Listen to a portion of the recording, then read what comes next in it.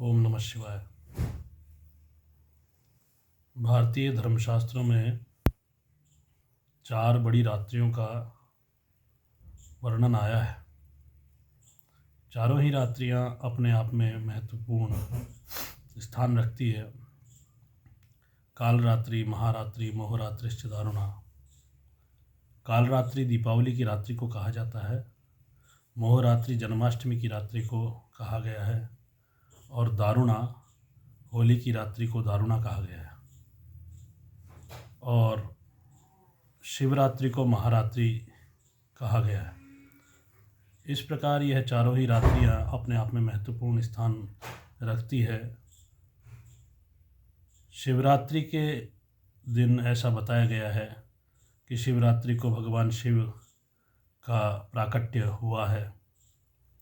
एक बार ब्रह्मा और विष्णु भगवान में पद और सम्मान को लेकर के कि कौन बड़ा है, इस बात को लेकर कोई विवाद हो गया था। उस समय विवाद ज़्यादा होने पर उन दोनों के बीच में एक प्रकाश लिंग, ज्योतिर्लिंग प्रकट हुआ और उसको देख कर के ब्रह्मा और विष्णु दोनों ही अचंभित हो गए। ब्रह्मा ने देखा कि ये क्या है, मैं इसको जान पाऊँ, तो हंस रूप में उसके ऊपर उड़ करके देखना चाहा तो उसका कहीं पर अंत नज़र नहीं आया। और भगवान विष्णु ने वराह स्वरूप में उस लिंग का उद्गम जानना चाहा तो उसका आदि या उद्गम स्थान भगवान विष्णु को नहीं मालूम चला। इस प्रकार इस प्राकट्य दिवस के रूप में भगवान शंकर के शिवरात्रि मनाई जाती है। शिवरात्रि का अपने आप में बहुत ही महत्वपूर्ण स्थान है।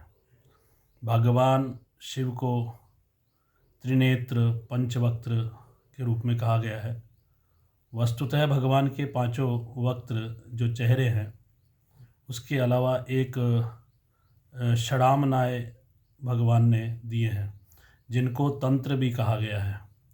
तांत्रिकों के लिए यह रात्रि बड़ी ही उपयोगी है, या क्रियापरक जितने भी कार्य हैं उनमें सब में इस रात्रि का बड़ा ही महत्वपूर्ण स्थान है।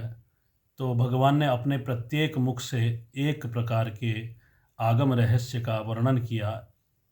उसी से भगवान ने तंत्र शास्त्र का प्रतिपादन किया और 6 प्रकार के तंत्र शास्त्र भगवान ने अपने 6 मुख से कहे। छठा मुख गुप्त है, गोपनीय है और 5 वक्त्र के बारे में सभी जानते हैं।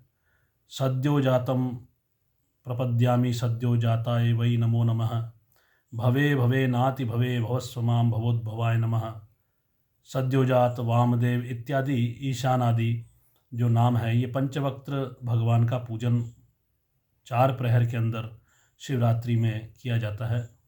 चारों प्रहर में विशेष द्रव्य से, विशेष पूजा द्रव्यों से भगवान शंकर का अर्चन किया जाता है। इस समय कुछ शाक भी भगवान को भेंट किया जाता है, जिसमें बोर, मोगरी और गाजर इत्यादि।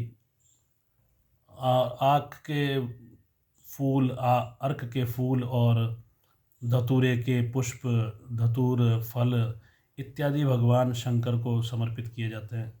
भस्म इत्यादि के द्वारा भगवान का चंदन, भस्म चंदन इत्यादि का लेपन कर भगवान की 4 प्रहर की, 4 वक्त्र की पूजा और अवसान के समय ईशान वक्त्र की पूजा करके भगवान की शिवरात्रि को विशेष पूजा की जाती है।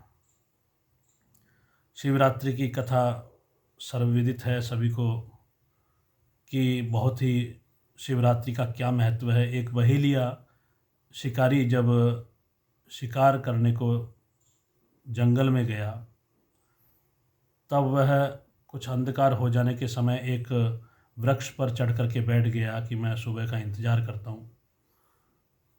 रास्ता भटक चुका था, पेड़ पर जाकर के बैठा तो संयोगवश वह वृक्ष जो था बिल्व का वृक्ष था। उस पर बैठ कर के बहेलिया जैसे बैठा तो सायंकाल से कुछ बिल्व पत्र वहाँ पर नीचे एक शिवलिंग स्थापित था जिस पर गिर गए। उस समय एक हिरणी वहाँ से निकली तो वह बोली कि मैं गर्भवती हूँ। सुबह जैसे ही संधान किया, बाण चढ़ाया तो बहेलिए को मना करा। हिरणी ने प्रार्थना करी कि मैं अभी गर्भिणी हूँ, मुझे जाने दो, मेरा गर्भ उत्पन्न हो जाए, उसके बाद मैं स्वयं आ जाऊंगी। बहेलिए ने जाने दिया। ऐसे ही दूसरे प्रहर में भी कुछ हुआ कि कुछ बिल्व पत्र बाण को रखने में, धनुष को रखने में गिर गए। दूसरे प्रहर के बाद भी एक हिरणी आई, वह अपने बच्चों के साथ थी। वह बोली मुझे भी जाने दो, मैं भी इन बच्चों को अपने पिता के पास छोड़ करके वापस आ जाऊंगी। बहेलिए ने फिर कुछ सोच करके और जाने दिया। और तीसरे प्रहर में भी ऐसे ही एक हिरणी आई। वह बोली मैं किसी कार्यवश अति आवश्यक काम से जा रही हूँ, मैं उस काम को संपन्न करके वापस आती हूँ और अवश्य मैं उस काम को संपन्न करके आ जाऊँगी। ऐसा कह करके इस प्रकार तीनों प्रहर और चौथे प्रहर में मृग आया तो उसने कहा कि मेरी 3 हिरणियाँ पत्नियाँ, एक गर्भवती है, एक छोटे बच्चों के साथ है और एक काम से आई हुई, मैं उन तीनों को ढूंढता हुआ इधर आया हूँ, मुझे जाने दो। उनके यथार्थ भेंट करके उनसे मैं वापस आ जाऊँगा आपके पास। बहेलिए ने उसको भी छोड़ दिया। बोला आपने यदि तीनों को जाने दिया है तो मुझे भी जाने दें, क्योंकि जब आप तीनों को ही छोड़ दिया है तो मुझे एक बार मिल लेने दीजिए, और यदि तीनों को मार दिया है तो मुझे भी मार दीजिए। तो बहेलिए ने कहा कि मैंने तीनों को नहीं मारा है, तो मृग को भी जाने दिया। और जब चारों वापस आए, तीनों हिरनियाँ मृग, तो बहेलिया देख करके आश्चर्य करा और अनायास में ही उसको भगवान शंकर की कृपा से आत्म तत्व का बोध हो गया।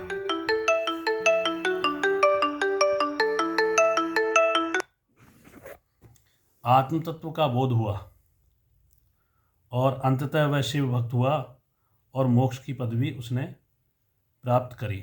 उसने देखा कि एक निरीह पशु ही जब अपने वचन से नहीं हटता है, अपने धर्म से नहीं हटता है, तो मैं इस धर्म का क्यों त्याग करूं।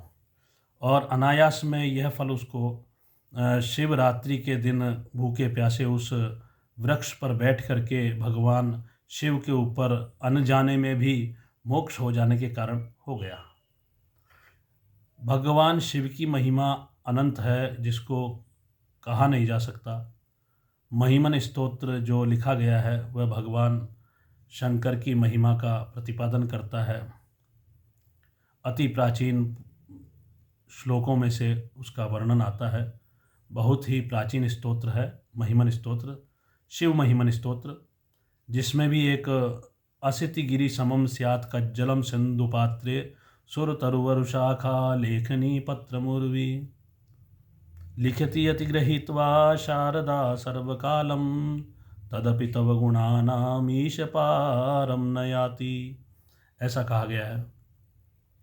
असितगिरि समम स्यात्, यदि सब समुद्रों को मिलाकर के भी मछीपात्र बना लिया जाए, सब तरुवर शाखाओं को, पेड़ों की कलम बना दी जाए, और स्वयं शारदा सरस्वती यदि सर्वकाल सभी कालों में लिखती रहे, तो भी भगवान शंकर की महिमा को गाया नहीं जा सकता, बताया नहीं जा सकता। ऐसे भगवान शंकर की महिमा को वर्णन नहीं किया जा सकता। इसीलिए भगवान को महादेव कहा जाता है। देवों के भी देव हैं महादेव। भगवान शंकर जो है काल को भी अतिक्रमण करके और महाकाल कहलाते हैं। सबको विदित है कि भगवान शंकर ने एक बार विष का पान किया है, और यह हमें सिखाता है कि किस प्रकार महानता को प्राप्त किया जाता है। विष को पीना नहीं है, विष को उगलना नहीं है, क्योंकि उगलने से समाज नष्ट हो जाएगा और पीने से स्वयं नष्ट हो जाएंगे। इसलिए ऐसी कुछ बातें हैं जो सांकेतिक हैं, जिनको समझना आवश्यक है।